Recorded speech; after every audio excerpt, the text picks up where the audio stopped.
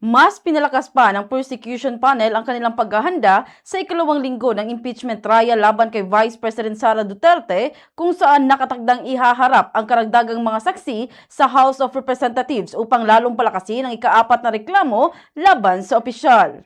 Sa panayam ng Bombo Radio Cebu kay Kabataan Party List Representative Renico, ang tagapagsalita ng House Prosecution Panel na kabilang sa mga ipapatawag ay Senator ni Jeremy Lutok, ang dating National Bureau of Investigation Regional Director ng Bangsamoro Autonomous Region in Muslim Mindanao at dating Chief ng NBI Cybercrime Division, at si Attorney Zulaika Lopez, ang Chief of Staff ng Office of the Vice President. Ayon kay Ko na dapat dumalo si Attorney Lopez sa mismong pagdinig dahil ito ang kanyang pagkakataon upang ipagtanggol ang mga lumalabas na pahayag ng Vice Presidente laban kay Pangulong Ferdinand Marcos Jr. Idinagdag pa nito na inaasahang magbibigay ng mga konkretong argumento ang testimonya ni Attorney Lutok sa mga articles of impeachment dahil siya ang nanguna sa mismong investigasyon, kaya naman malaking tulong ang pagpapaliwanag sa publiko sa proseso ng investigasyon. Nilinaw din ni Ko na hindi lamang iba pang mabibigat na krimen ang idinulot ng banta sa kamatayan, kundi pati na rin ang pagtataksil sa tiwala ng publiko dahil ang mga hakbang na ito ay kaduda-duda bilang isa sa pinakamataas na opisyal sa Pilipinas. Binigyang diin din anya na bukod sa mga banta ni Vice President Duterte, isa sa mga isyong bibigyang pansin sa paglilitis sa impeachment ay ang issue sa confidential funds at intelligent funds dahil ito ay may kinalaman sa pera ng bayan. Sa akin po, sir, matibay po lahat ng articles of impeachment. At kung tatanungin niyo po yung mga prosecutors, lahat po sila may iba't ibang sagot sa kung anong bias nilang article.